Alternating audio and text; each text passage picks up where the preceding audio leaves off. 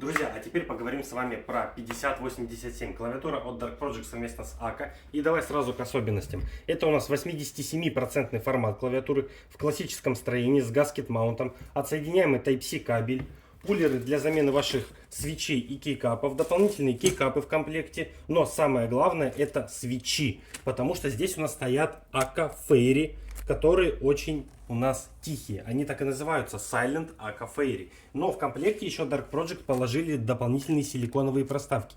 И из-за этого клавиатура очень тихая по тейпингу.